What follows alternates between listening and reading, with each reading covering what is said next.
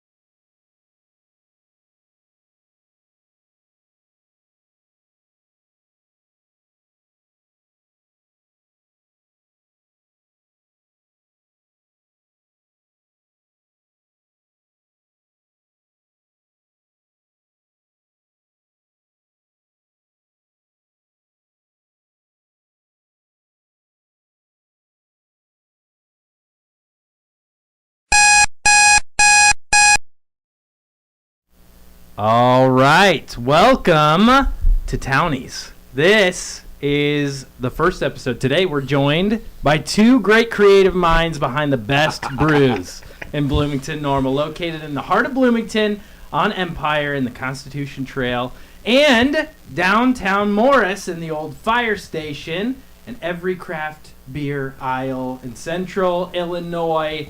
Now brewing the official beer of the Bloomington Bisons. Yep. Hockey team, and an exciting announcement coming later in the episode, maybe?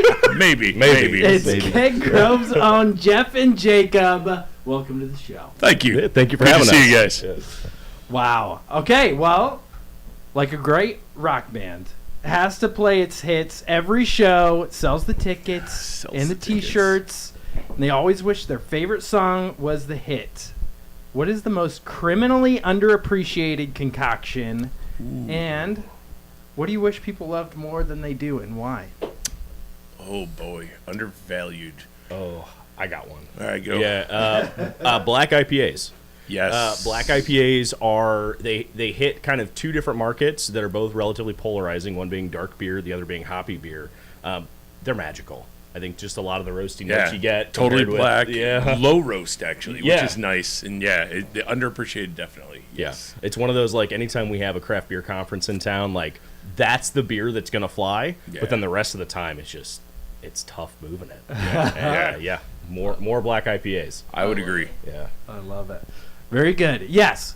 So if you had a message so basically what I was coming at with the question too, your top selling beer by far. Holy Jeans. Oh, Holy 100%. Jeans. Yeah, 100%. Bit of a, would you say it's like a white girl, kind of, pleasing, maybe easy to get into kind of beer, but I mean, I think that's a pretty good summary. Yeah, you hit it on the... It's- love it. Yeah, it's one of those unique beers. We brewed it back when we were home brewing. It was more of some of our wives/girlfriends just didn't dig beer as much. Yes. So we were like, oh, let's throw some blueberry at it. And it tasted good. And even when we first opened, it was just a seasonal beer. Okay. But a few death threats later, and, it's and you just look at sales, and I mean, it's home brewing's for fun and for passion.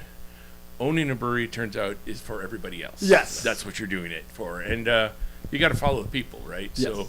Yes, we definitely have some underappreciated that we stand by, but you got to go with your big swingers. Yes, absolutely. That's what it's about. Yes.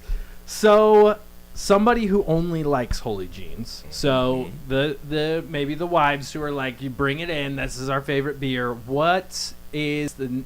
Do you have a next step that you feel like would be the next thing that you would push them towards? Yeah. I mean, yeah. Yeah, so I think kind of two different things. We definitely do a lot of other fruited wheats, right? It's an easy jump from, okay, you like this really light blueberry beer. Let's hook you on all the other fruits that we're going to offer. Yes. I think our hazy IPAs too are kind of another interesting gateway because they're really low bitterness and a lot of fruit characteristics that come from the hops naturally. So it's a nice little jump into craft beer out of an existing fruity wheat. And exactly what you just said that's our philosophy, is not only a wide variety, but all of our beers being approachable.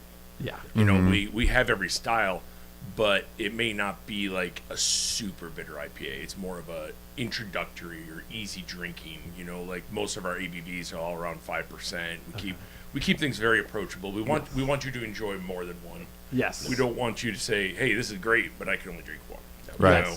Yeah, I've screwed up my job in making a beer. If you have You just did. one of them, I want you to sit and have a couple.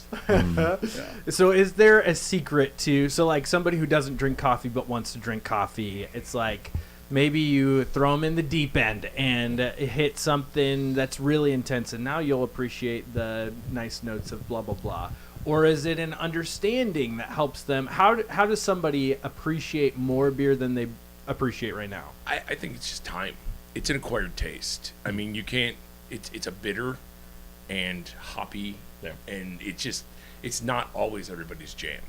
And I mean, I think back to, I mean, I don't know many people who, when they had their first beer, said, "This is amazing." Most people, we drank beer because it was cheap and we wanted to get drunk, and we were probably underage at the time, right? Yeah. But you develop that taste. But it's same with coffee, right? There's different roasts and different factors, and you can get into it just as much. Yeah. Same thing with beer. It just takes time. But I think things like we do offer, especially the fruit beers, it's a very introductory. Like my mom despises beer, but right now the cherry one that we have, she likes because the cherry covers the beer taste to her. Yeah. She won't drink a lot of it. That's never going to happen. She's just not a beer drinker. But it's something you can have. Yes. I love it. There's always one for someone. 100%. Like I tell people all the time, you shouldn't like every beer we have. Right. That would be weird. I don't like every beer. No, and I don't either. Yeah, I mean, there's plenty of our beers that I don't drink either. So, yes. Right. Yeah. Sorry. All right. So, real quick, and just do a little bit of an ad break. This episode is brought to you by Real Rad Media. Do you have memories? Hopefully you do. Of course you do. Well, if your memories are on tape, you are losing them right now. Every day, tape decays and loses quality. Save your memories before it's too late. Starting at just $45, digitize your memories and share them with those you love for generations to come. With DVDs with custom artwork to sleek and handy drives, Rad Media offers customization to help you give the gifts of memories preserved forever.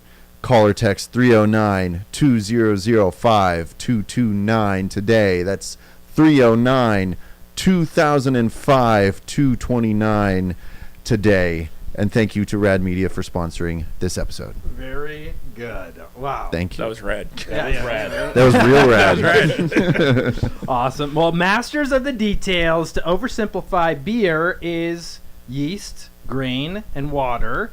Maybe some inclusions. Hops. And hops, yes. Okay. Then you reinvent the game over and over again. You two do. What's the process like? Do you come up with a name or a flavor and then figure out how to make it? Or do you put ingredients together and then fall in love at first taste? The answer is yes. Yeah.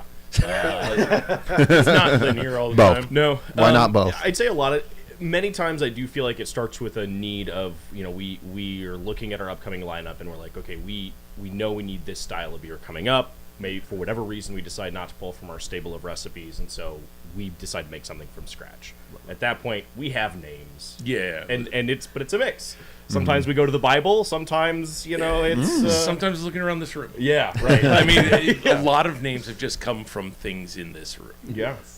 Like there's a wooden monkey up over there, saluting us, and we just named a beer after him. Yeah, we have an American lager named Wooden Monkey for no other Nice. reason than, Yeah. there's a wooden monkey up there. Yes. Yes, perfect.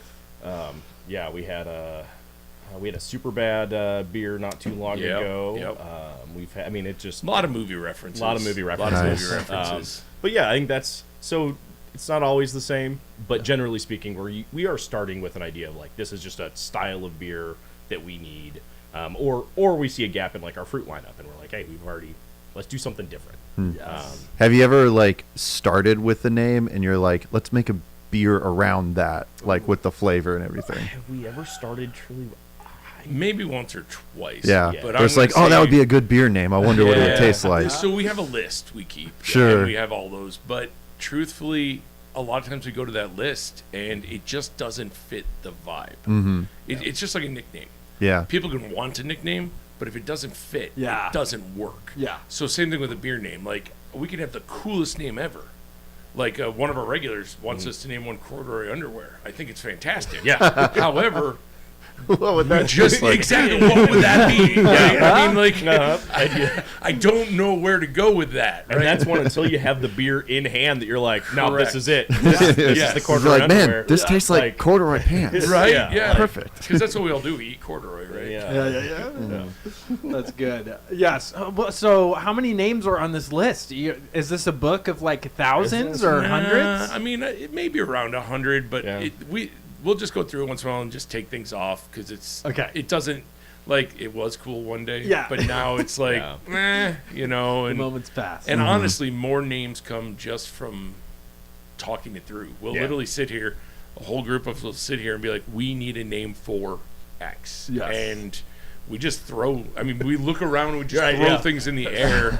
And I'll say Tyler's probably the most likely to come up with a name. Yeah. Okay. He is the way his mind flows beautifully, thinking of things. Yeah. He is, but he also does all of our design work. So I Yeah. think his mind just. Very artistically Yes, minded, and so there's just yes. that creative spark really helps with the. Yeah, I just name. throw things into the wind. Yeah. And they don't always stick. Right. You know. Oh, so good. Okay, so when do you know, or do you know at all, for the most part, when a new flavor is going to take off, or how your people are going to receive it, or is it always a surprise? I think it's more of a surprise. Yeah. We can think like that's an amazing beer, but it doesn't mean the public agrees. Yeah, You fair. know what I mean? So it might be amazing to us, but unless it sells, I mean, it's all about sales. Yeah. Right. 100%. Right. Yeah, I'd say really. I mean, and that's what's tough too, because like it's even there's so many factors that go into how a beer moves. It could be a great beer, but if it's the wrong time of year, you're Yeah. gonna Correct. sit on it. And so I Correct. think there is this element of like, we're going through all this data to try and make the best decisions we can about what comes out when, but it's still just if you hit it and you hit it at the right time, it's great. But Yeah. it's just a bit of a crapshoot sometimes on where you end up. Yeah, 100%. Good. Well, let's talk about the Bison's beer. When you sit down to a game of any sport, feels like there's a right answer for the occasion. For a Cubs game, it might be an old style. I would Maybe. say so. What goes into crafting a flavor for a place and an occasion? And can you name any inspiration for that beer? Easy drinking. Yeah. I mean, if it's a mass public event, you want something easy drinking. So you're talking like a blonde ale, a pilsner, but pilsners with lagers, and lagers take a lot longer to produce. Okay. So we don't have enough equipment to keep a lager all the time. Yeah. But it's all about easy drinking. Yep. Once again, they want to keep butts in seats. Yeah. I mean, that's like everybody wants butts in seats, right? Right. And they want something that people are going to come back to and order a couple, not just one. Yeah. And if you think of beer as like groupings of people, an easy drinking beer applies to a mass of people. Once you throw more hops into it, you're shrinking it. Once it gets dark, you're shrinking it. And the more particular or fancy, I guess, the style, the fewer people drink it. Yeah. So, I mean, the inspiration is keeping it as light as possible to appeal to more. Love it. Love it. Yeah. So good. Well, this episode is brought to you by, you guessed it, Rad Media. Do you like to dance, party, and sing karaoke? Then you need to call the pros. Whether it's a wedding, homecoming, birthday, holiday, or any occasion, let Rad Media help you make it a night you will never forget. Or maybe you already forgot. You won't believe how easy it can be to throw the best party of your life. Top talent is just a call or text away. Call or text 309-200-5229. Thank you to Rad Media for sponsoring this episode. And you guys, veterans of the game, you know the scene better than anybody else. Now, with a location in Morris and continuing to expand the market, what do you appreciate about your hometown scene? What makes the people of Bloomington the ideal launching ground for this, a now expanding, beloved brand? That's an interesting question. I think I think Bloomington is a really cool beer market. It is obviously not as big as a Chicago or like Portland or something, but it has a huge beer following. We have a bunch of breweries here in town. Every one of them I can say great things about. We have great relationships with all the brewers here in town, but all of us complement each other. Like none of us do the same thing. Yeah. And the citizens, the people that inhabit the area, weird sounding phrase there, but All the humans. Yeah, all the humans. They love beer for some reason. They follow the beer scene really well, and they support local. I mean, this community in general supports local businesses. Yeah. And that just means a lot, because that's not the case everywhere. Yeah. You know, and in different markets, that's a lot trickier. So, but I mean, Bloomington was the perfect place. When we started it, all of us involved, we said, we live here, we have kids here, our spouses work here, we work here. It's just, we want to be about the community. Yeah. So yeah. I love it. Yes. And you guys are huge on events and stuff throughout the week. I mean, every brewery's got their, trivia or whatever's going on, and you guys do the same thing. What can you say about the turnout for these events, and what kind of strikes Bloomington maybe uniquely as opposed to Morris or any other towns? I mean, I can't speak for all of them, obviously, but I think it's, once again, just the support of local. Love it. When they see that, I mean, we don't necessarily partner up with, and not that there's a problem with chains, but like a chain, a lot of our partnerships are with local businesses. And it's just that coming together of local businesses and cross populations. Like if we have an artist here doing something for a night, or we have a girl that does macrame, they bring their circle to our circle, and our circle comes to their circle. So people that follow us are experiencing something new. People that follow them are experiencing us, and it's exposure. I mean, it's really cool to sit here and have people coming in and just be like, this is a cool place, I've never been here, and like, that's great, I'm glad you're here, and I hope you come back. So good. Awesome. Well, there's only one place left to go, is do you guys have maybe something you'd want to share about the future of the brand, the future of the location? The floors are yours. There's no location changes. Yeah, that's I could comfortably say that after last year's expansion, we will Very be happy. sticking to our 2 locations Yeah. for a while. Very good, very good. It's a lot of investment, and you forget how much time and work it is. 2 great communities, though. We're super excited to be in both. We have just started a new relationship with a new business that's also out of Illinois. They are creating THC seltzers, and we are packaging them and producing them for that company. So right now, they Subtle just, product placement. they just dropped yesterday. There's 2 flavors out already. One's a 0-calorie sangria, and the other is a low-calorie sweet tea and lemon. Yep. But we're pretty excited about it to have this relationship, producing it for them, distributing it for them, and we should be seeing it around town shortly. Yep, Very and good. I'll say too, for those who haven't partaken of beverages like this before, I work with a lab to source THC that basically it hits you quick and it leaves your body quick. It's very similar to drinking a beer. That was a lot of the formulation process that went into this was really trying to make it so you can sit at the bar with your buddy drinking beers. And if you're going California sober for that particular month and you're not Heck you're yeah. not touching alcohol, you can have a couple of these and it's going to put you in a similar spot to your buddy who's having a couple of beers. So you're not left out of the social element.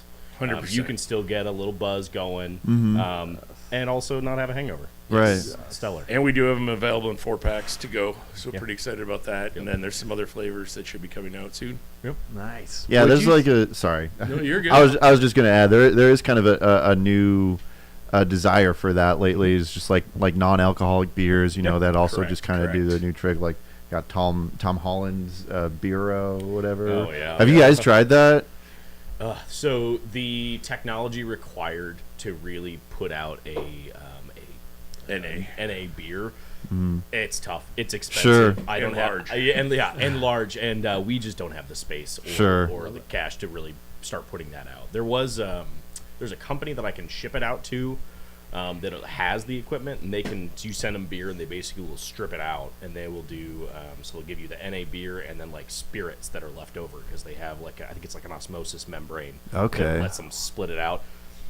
It's still expensive. Yeah, yeah. Sure. Like it's still one of Yeah. those things that's like it's not worth it right now for us. When I mean, truth be told, the market I feel like has brought out a lot of really good brands. Correct. We can go to a distributor. We can stock NA options for our clients at the rate that we're going through them. It just doesn't make sense for us to be putting out Sure. batches like that. Yeah. Yeah.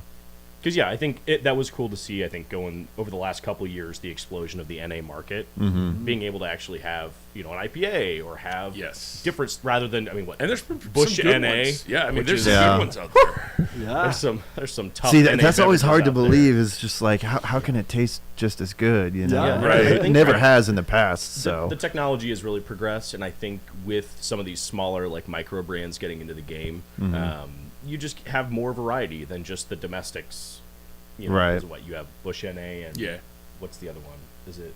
There's like one or two others that are they were Yeah. the option. right. And O'Doul's. O'Doul's, That's yeah, terrible. they're tough. I remember O'Doul's. That's not good. Can you talk to us about the flavor a little bit? Does this sit in the space of like a seltzer or someone who maybe doesn't like the darker beers or something like that? Is Yeah. this something for them to try? Yeah, so we kind of went 2 different directions, almost looking at the flavors. So one is that 0 calorie. It's a LaCroix, right? Love it. We're dialing in the Little bubbles. sangria Hint flavor. of, hint Hint of 0 calorie. The other option is a sweet tea with lemon, and we kind of want to stick in that space. It's refreshing, a little more calories, but still floating around 100 calorie range. So not going to hit you quite like a beer. But yeah, just 2 different kind of sub product lines, if you will. One that's 0 and one around 100. So. Very good. Now, from the flavor profile, are you pairing the tea because it kind of gives THC feels like a leafy kind of thing already? Is it comparable? I'd say Interesting. no, really more just I already had a lineup of existing alcoholic seltzers, and we were trying to hit a Right. space where we weren't having cross contamination of like, hey, we're producing this for garage time, but we don't want it to be mixed up with our existing portfolio. Correct. I've got It's a a great separate beverage. I've got a grape soda seltzer downstairs, so I probably shouldn't Yes. do a soda seltzer version of the THC, right? Nice. Like it's just making sure that clear delineation is there while we wait on legislation to pass regarding Right. production. So that's of the thing. THC. It's a very unique, unlegislated area. There you go. There you go. And that's tricky business too, but yeah. small steps. So good. So good. Well, thank you for being our first guest. No worries. for Thank having us. you. Yeah, Yes. that's awesome. Yeah, more to come. I'm excited about maybe another future episode with you guys as Heck well. yeah. That would Yeah, be great. we'd always be down. Yep. And yeah, what a great scene to be in, Bloomington-Normal. Growing up here. Oh, maybe we should end on a question here too. All right. You guys grew up around or somewhat around? I did not. I'm from Buffalo, New York originally. Oh, okay. But I've When been did here you for move more in? than half my life. York. Okay. I moved here So- when I was 22. So you're cooler than us. I don't know about that. Very good. Well, Townies, sometimes, I mean, the point of the podcast, what do we do around here? Yeah. And Drink what beer. a better place. Yes. Right. Drink beer, eat food, listen to music. Maybe the Of course they stereotype to do. begin Yeah, with, yeah. but Okay. what a great time we had. So thank you guys so much. Thank Appreciate you. We it. appreciate you guys. Thank you.